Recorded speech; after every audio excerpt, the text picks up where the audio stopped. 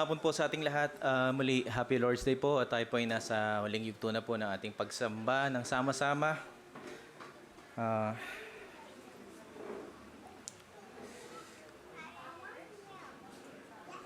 Bilang panimula, mga kapatid, karamihan po ng tao ngayon, they search endlessly for answers sa financial security, kagalingan sa sakit, direksyon sa buhay, kapayapaan, peace of mind, purpose or meaning.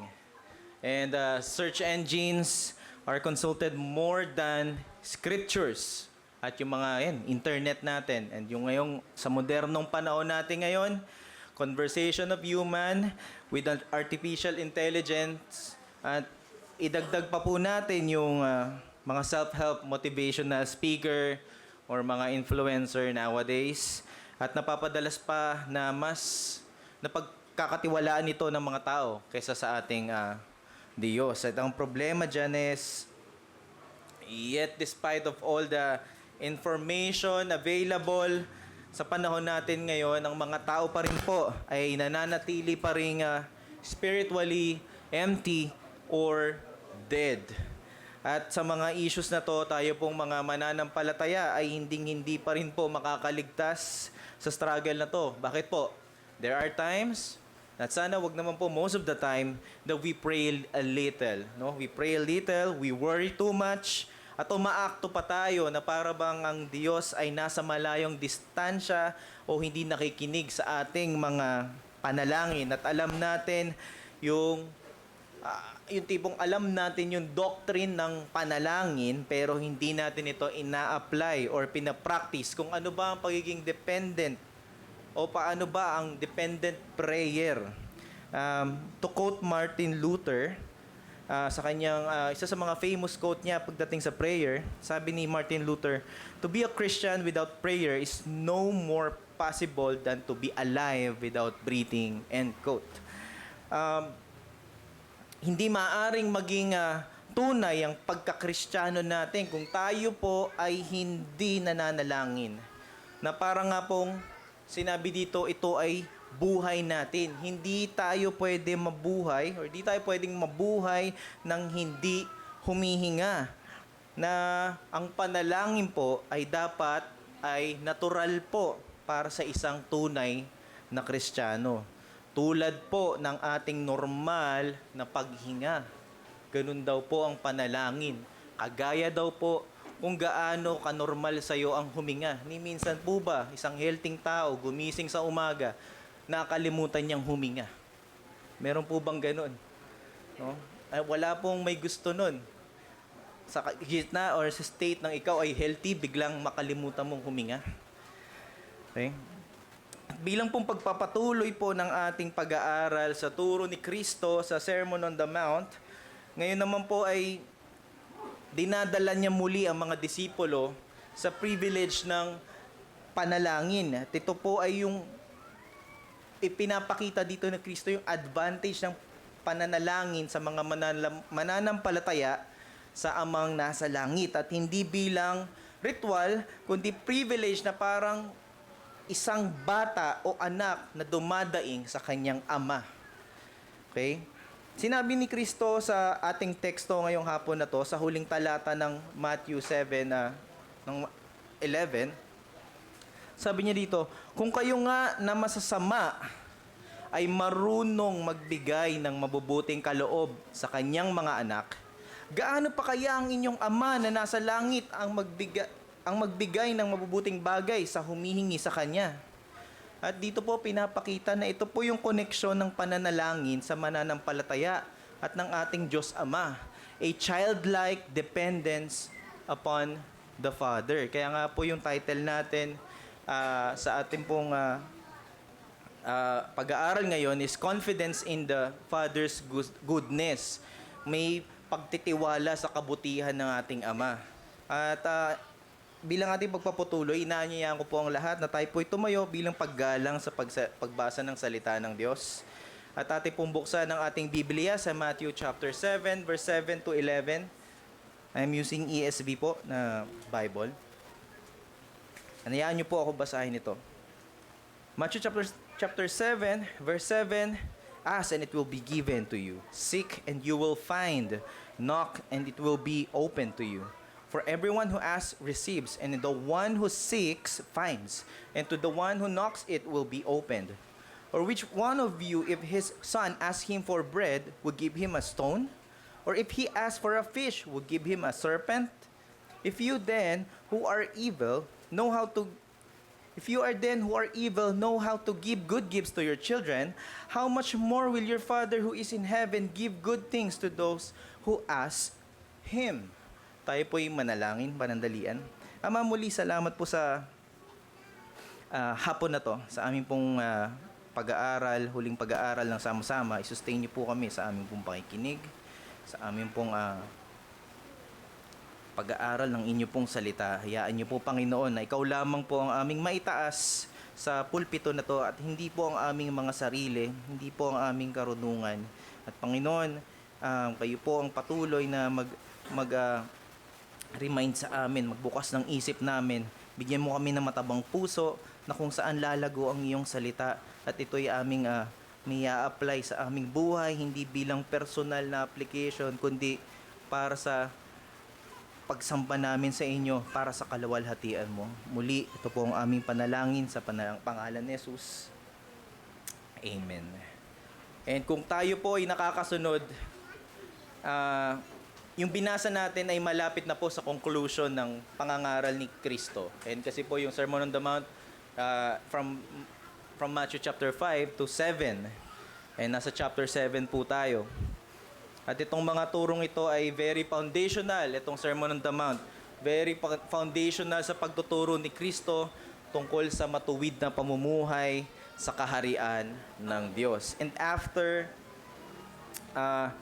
exposing hypocrisy and warning about self-righteousness, na kung saan ito po'y tinalakay sa atin ni Brother Hermar last week, no, gaya po ng sabi natin kanina, makikita natin na ibinalik ni Kristo yung mga hearer sa pananalangin. Bakit po? Una, hindi po dahil nag-change topic si Kristo. Ang usapan ng pangangaral ni Kristo patungkol sa hypocrisy, patungkol sa self-righteousness. No, hindi po nag-change topic si Kristo dito. After expose ni Kristo yung hypocrisy, yung proud judgment ng mga tao, pinakita dito ni Kristo yung gamot sa hypocrisy ay nangangailangan ng tunay na matuwid. It requires true humility, tunay na pagpapakumbaba at spiritual na pangunawa ang idinedemand ni Kristo dito. At pagkatapos niya sabihin yung turo niya about discernment sa verse 6 ng ginamit na talata ni Brother Hermar last week, sinabi doon, do not give dogs what is holy, do not throw your pearls before pigs, lest they trample them underfoot and turn to attack you. Dahil bago ito sa hearer, sa turo, yung mga turo ni Kristo, dito for sure nagkaroon ng question, paano namin gagawin yan? Yung isinituro mong righteousness, seek first the kingdom of God and His righteousness, and all these things shall be added to you. Paano namin gagawin yan? At dito ay pinasok ni Kristo yung verse 7, ask, seek, knock. Kung maalala po natin, no, yung main point po at foundational discourse po ng Sermon on the Mount ay righteousness at buhay ng kaharian ng Diyos. And remember po, yun nga po, yung one of the center piece ng Sermon on the Mount is Matthew 6:33. Ang seek first, ang pag-una, ang pag-seek sa kaharian ng Diyos, ng higit sa lahat. So, ang punto po natin dito, hindi natin kaya maging matuwid sa ating mga sarili, sa sarili nating kaalaman o sa sarili nating kalakasan. Kailangan nating dumepende sa ating Diyos amang nasa langit. At ito po ay pinapakita ni Kristo. Bumalik siya sa pamamagitan ng pananalangin. Na anong sinabi kanina natin, no? Na ito'y dapat maging natural tulad ng ating paghinga. At kung ang tingin po natin dito sa talata na ito ay duty sa prayer na ask, seek, knock, nagkakamali po tayo kung yun po ang pagkakaintindi natin dito na tinuturuan, binibigyan tayo ng duty ni Christ sa pananalangin. Kundi, ito po ay hindi tungkol sa kaya mong gawing panalangin. Hindi po ito tungkol sa kung gaano ka kaseryoso manalangin. Hindi ito tungkol sa gaano ka karelihiyoso sa pananalangin. And way back ilang weeks na nakaraan, si Brother Hermar din mismo, siya yung nagturo ano yung tunay na panalangin, how God answered prayer. And sa phase na to, sa passage na to, ang main point ng subject na to ay hindi yung magpaka-religious tayo sa pananalangin or maging routine lang ito. Kundi dito, ipinapakita yung main point o subject ng teksto na ito ay yung character ng ating Diyos na ipinapakita at tinuturo ni Kristo na ang Diyos natin ay mabuti, nakikinig, tumutugon sa panalangin. Generous ang ating Ama sa kabila ng kakulangan natin at kung ano yung wala sa atin. Ang problema is yung passage na to ay naaabuso ng prosperity theology as if na si God daw ay nangangako sa mga mananampalataya ng earthly desires. Ngunit si Kristo ay hindi nangangako para sa unlimited na bank accounts or earthly riches. At saan ang tao nagkulang base sa konteksto dito? Ang tao ay nagkulang sa kanyang wisdom. Ang tao ay nagkulang sa pangunawa. Ang tao ay nagkulang sa kababaang loob. Nagkulang sa pag-ibig. Nagkulang sa katuwiran. Kulang o walang kabanalan. And makikita natin dito yung parallel verse sa Luke chapter 11. At doon nagkalinawan kung bakit ano tong ibinibigay ng Diyos na kabutihan, ipinapakita ng Diyos na kabutihan. Ano tong sinasabi ng Diyos, ano yung pinaghugutan ng ask, seek, or knock. Kanina, in-explain na Hermar yung kahalagahan ng parallel verse. And makikita natin yung, dahil sa parallel na mga verses, nakikita natin na kung gaano nagkakaisa ang bawat verses ng salita ng Diyos. And tignan po natin sa Luke chapter 11, verse 13. Pero hayaan nyo kong basahin ito simula verse 9 para makita natin. At itong passage na ito ay view ni Luke. Yung binasa natin kanina, nasa view ni Matthew. Luke chapter 11, verse 9. Basahin ko po sa Tagalog, ang Biblia, 2001. At sinasabi ko sa inyo, humingi kayo at kayo'y bibigyan. Ask. Humanap kayo, seek, at kayo'y makakakita. Tumuktok kayo, yun yan, knock. So ito yung view ni Luke, di ba? Tumuktok kayo at kayo'y pagbubuksan. Sapagkat ang bawat humihingi ay tumatanggap, at ang humahanap ay nakakatagpo, at ang tumutuktok ay pinagbubuksan. Verse 11, mayroon ba sa inyong isang ama na kung humingi ang kanyang anak ng isda ay ahas ang ibibigay sa halip na isda? Verse 12, o kung siya'y humingi ng itlog, bibigyan kaya niya ng alakdan? And ito na po sa verse 13. Kasi dito yung pinapakita ni Christ sa Matthew 7 to 11, pinapakita ni Kristo yung karakteristik ng ating Diyos. Kung gaano siya ka-generous na Diyos, on how He is willing to answer yung pagtatangis natin sa Kanya. And ito yung verse 13. Sabi, kung kayo nga na masasama ay marunong magbigay ng mabubuting kaloob sa inyong mga anak, gaano pa kaya ang inyong Ama sa langit na magbibigay ng Espiritu Santo sa mga humihingi sa Kanya. At napakalinaw po ng punto na to. That prayer is not about earthly treasure. Hindi about, not about worldly na pagkabig or worldly gain. Hindi pa tungkol sa fame. Kundi ang diin ay nasa spiritual na pagpapala at kabutihan ng kaharian ng Diyos. At yun po ang nagkulang o wala sa mga hearers ni Kristo nung time na siya ay nagkaroon ng sermon, no? Sa chapter 5 to 7. And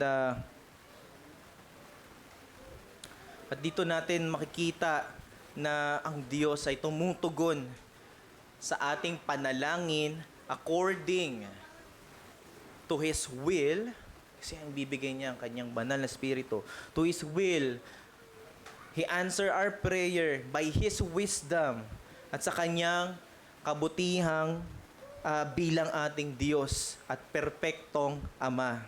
Kaya nga po ang mensahe po na ating pong pakakatandaan ngayong hapon na ito, we are called to persistent prayer because our Heavenly Father is willing and good. Tayo pong mga mananampalataya ay tinatawag na maging matyaga sa pananalangin sapagkat mabuti at handang makinig ang ating Amang nasa langit. And meron po tayong dalawang punto. Una po ay dependence on God and point to the Father's goodness. At itong mga punto natin ay nakadugtong ito sa persistent prayer. Kagaya nga po nitong unang punto natin, dependence on God. So, ipinapakita po ng persistent prayer or matyagang pananalangin ang ating pagtitiwala or dependence sa ating Diyos. Makikita nga po natin sa passage natin ulit, ano yung utos niya doon? Ask, seek, knock. Ito po ay continuous na action. And yung mga scholars ay sinabi, ito pong tatlo na ito, ay mukha man siyang iisa, pero ito po ay may iba't ibang bigat. Kumbaga, ini-escalate po nito yung expression ng persistence. We need or we are called to dig deeper and deeper in our prayer. At ito pong pananalangin ay pagpapakita, ito pong tunay na pananalangin ay pagpapakita na we are in need. Nangangailangan tayo. Kailangan natin si Kristo. Wala tayo ng spiritual blessings. Ang prayer po is not something na pagyayabang, kundi ang prayer po is a confession na tayo po ay insufficient sa ating mga sarili. At nung panahon na ito, yung mga tunay na hearers ni Jesus Christ, ang mga disipulo ay naiintindihan po itong mga bagay na to, naintindihan po itong mga bagay nito deeply. Hindi gaya ng mga Pariseo na kung saan mas nagtitiwala sila sa panglabas na performance, sa panglabas na kabutihan lamang, panglabas na anyo. Ay ang punto po natin dyan ay ang tunay po ng mga disipulo, tagasunod ni Kristo, they recognize spiritual poverty at patuloy na pangangailangan sa grasya ng Diyos. Dahil po ang panalangin ay hindi po tungkol na sinasabi mo sa Diyos kung ano ang hindi niya alam sa atin.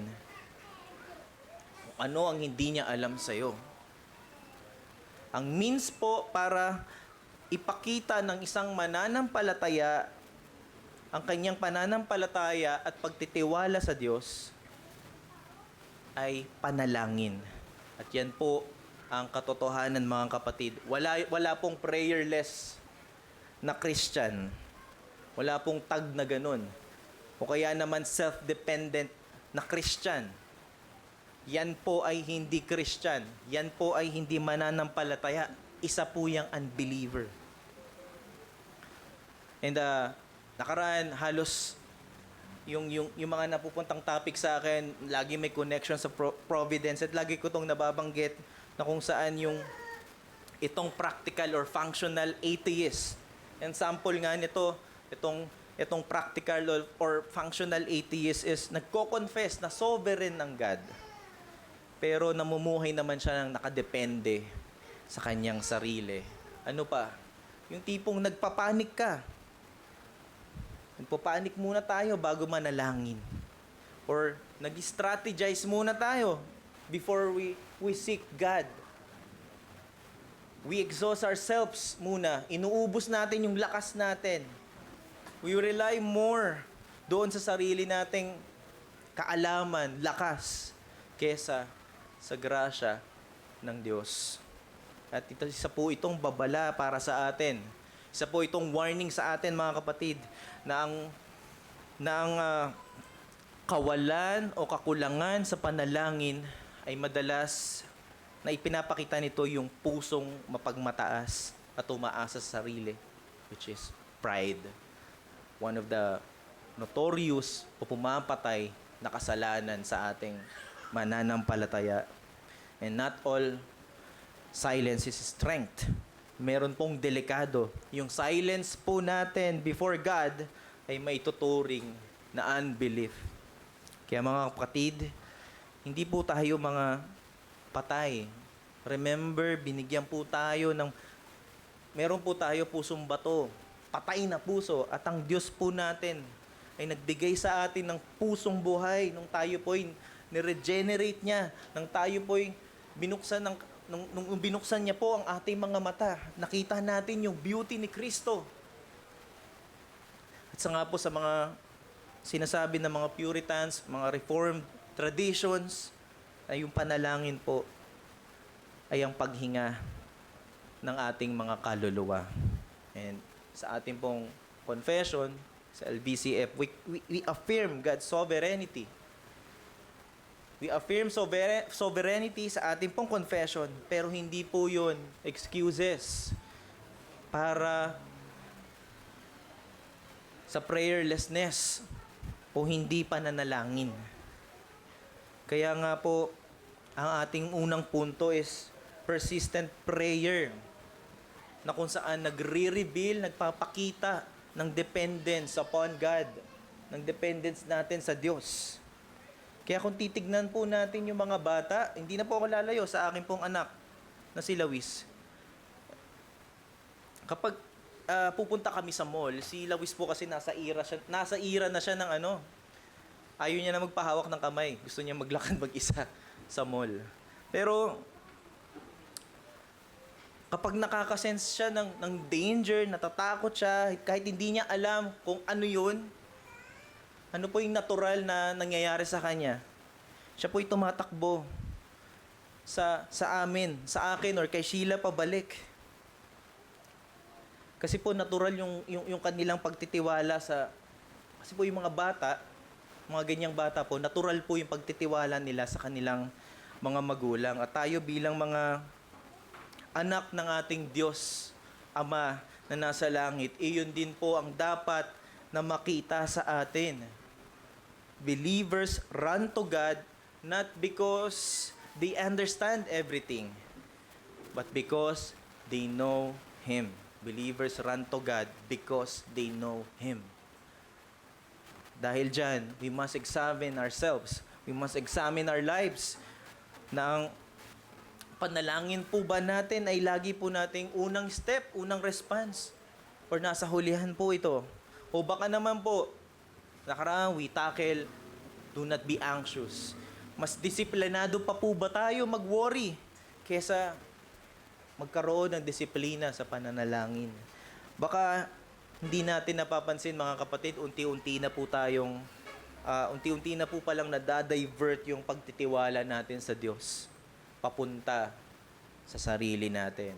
Yan po yung effect kapag we allow itong kasalanan ng anxiety. Kaya mga kapatid, mainam po na pahalagahan natin yung family worship. Hindi po yan minamandate sa atin, yung family worship, para po magparamihan tayo ng family worship. Hindi po ganun. Iyang family worship po, iyan po, dyan po tayo unang masasanay manalangin kasama ang ating pamilya. Hindi po ba napakaganda nun? Bilang ama, bilang mga magulang, na yun po ay naituturo natin sa ating anak, hindi lang ikaw, na yung family nyo, you pray together. At ito po dapat yung maging kasanayan natin. Dito tayo masasanay manalangin. kasama ang ating pamilya. At syempre bilang isang simbahan, we depend on God, hindi po sa method. Paano naman pala kung ako po ay or ang isa sa atin ay or bigla tayong humarap sa kahirapan or sufferings. And dito ko gagamitin yung deeper na part na knock continually. Kumbaga, tumuktok tayo, patuloy lang. Kahit yung pakiramdam mo, delay yung sagot ng Diyos. Bakit? Yung delays o kaya sagot na no, na galing sa Diyos sa ating panalangin, ay hindi po nangangahulugang malupit ang ating Diyos or wala siyang pakialam. Walang ibang desire ang ating Diyos sa atin, kundi tayo ay maging dependent sa Kanya. Good or bad yung situation na hinaharap natin. Kaya tayong mananampalataya, we must continue praying persistently. And we pray, walang ibang pupuntahan yun, kundi i-glorify ang ating Diyos Ama, whether we are in a good or bad situation. Dahil ang nakikinig po sa atin ay hindi isang malupit na Diyos, hindi nanlalamig na Diyos o masamang Diyos, kundi siya ang ating Ama. At dyan po papunta ang ikalawa po nating punto, yung point number 2 natin, the Father's goodness. Ang matyaga pong pananalangin, ang matyaga nating pananalangin ay nakasandig sa kabutihan ng Ama. Bakit po nananalangin ng isang mananampalataya? Dahil maliwanag sa kanya, nakikita niya kung gaano kabuti ang Diyos. Wala nang ibang mabuti sa mundo na to kundi ang Diyos lamang. At dito natin makikita yung argument ni Christ from lesser to greater. Ano yung una? Yung verse 9, yung verse 11. Sa verse 9, sabi niya doon, or which one of you, if his son asks him for bread, will give him a stone? Yung anak mo ba, kung humingi sa'yo ng bato, anak mo na yun, ha? Humingi sa'yo ng tinapay, ang ibibigay mo ba ay bato? So verse 11, if you then, who are evil, know how to give good gifts to your children, yan, binasa natin kanina. Ito ang hindi perpektong ama, alam niyang pakitaan ng kabutihan ng kanyang anak. At dito, in-explain na ni Kristo, yung greater. No, sabi niya dito, kahit nga yung mga sinful, kahit yung mga earthly fathers, they generally desire to care for their children. Paano pa kaya? How much more yung ating perfectly holy Father kung saan ibinibigay niya yung good things, pagbibigay niya ng good things sa kanyang mga anak. Kaya ito yung sinasabi natin kanina na subject or heart ng passage na to. Hindi sa wordiness natin, hindi sa ikaw yung mahalaga sa passage na to, hindi sa maganda yung prayer mo sa passage na to. Hindi. Hindi dahil marunong ka mag-pray ABC 1, 2, 3. Kundi ang puso dito ay ang kabutihan ng ating Diyos Ama.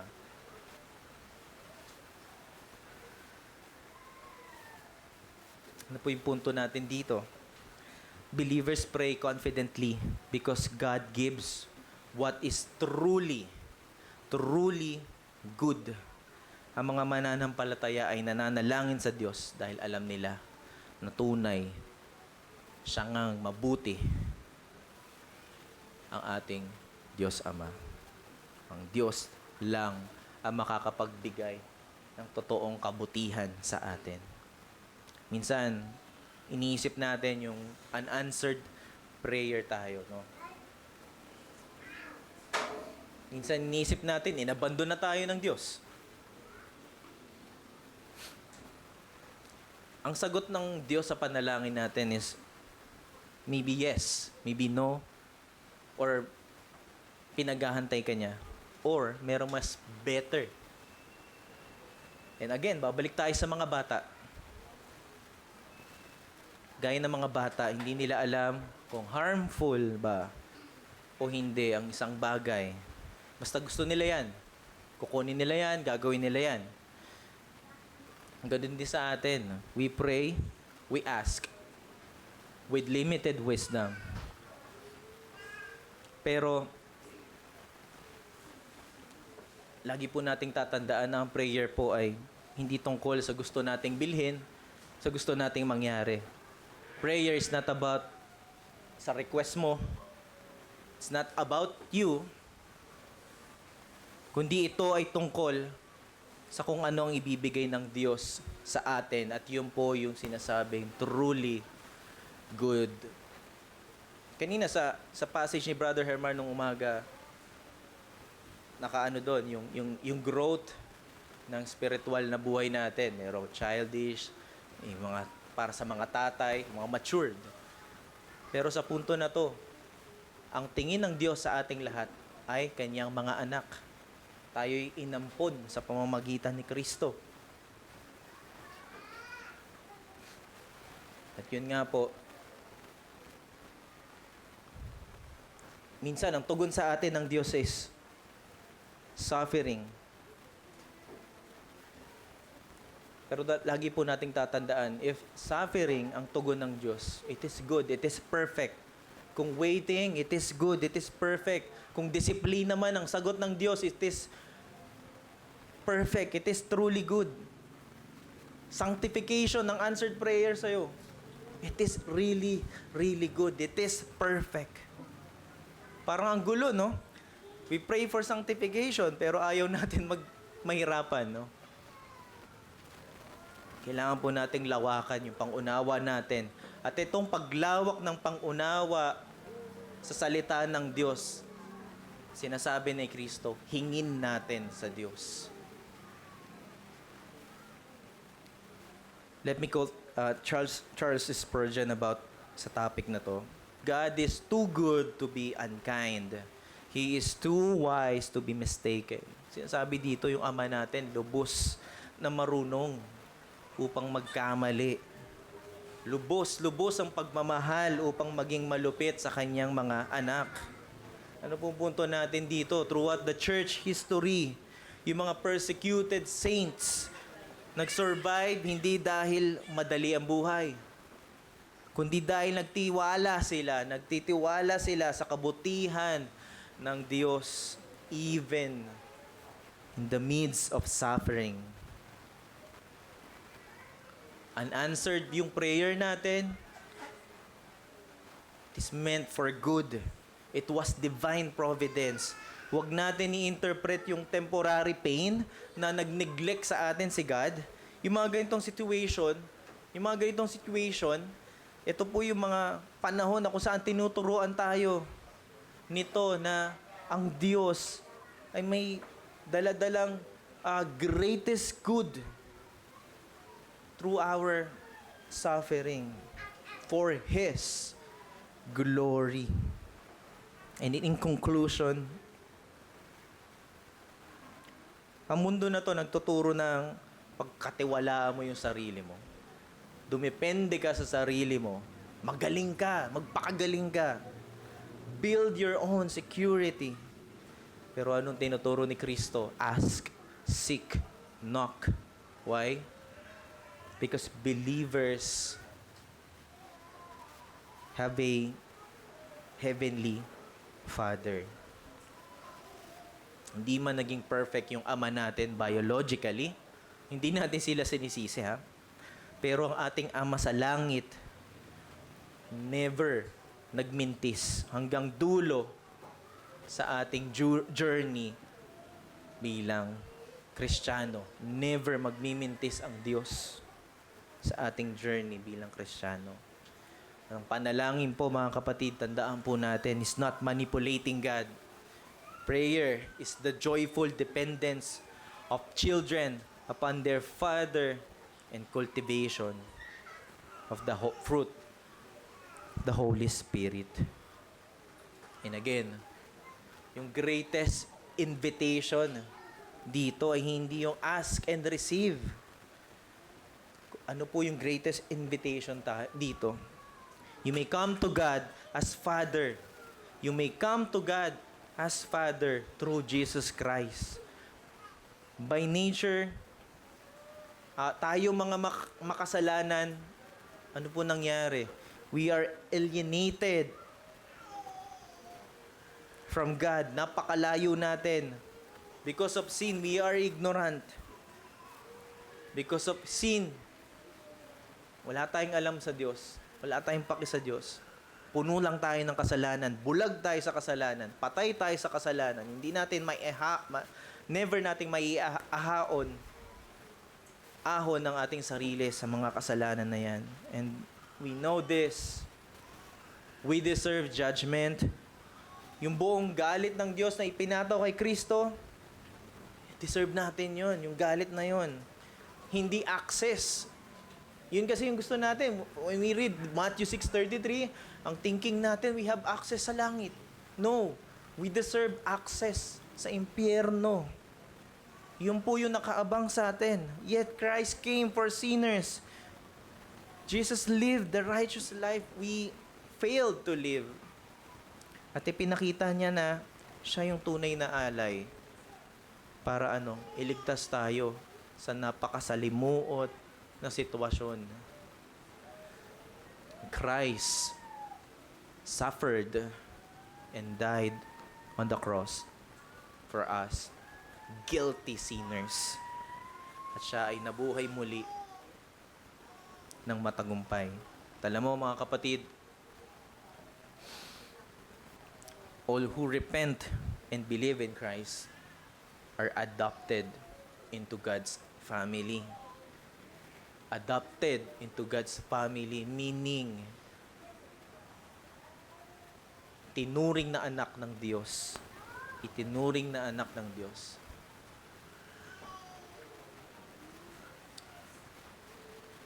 Sa pamamagitan lamang po ni Kristo na ang mga rebelde ay naging anak ng Diyos. Ulitin ko po, sa pamamagitan lamang po ni Kristo na ang isang rebelde, ang isang kaaway ng Diyos, guilty sinners, become children of God. At yung pinakakailangan dito kung ikaw ay hindi pa mananampalataya, hindi yung mga physical na blessings, hindi yung mga earthly blessings, but reconciliation with God. Repent of your sins. Lumapit ka kay Kristo ngayong araw na to.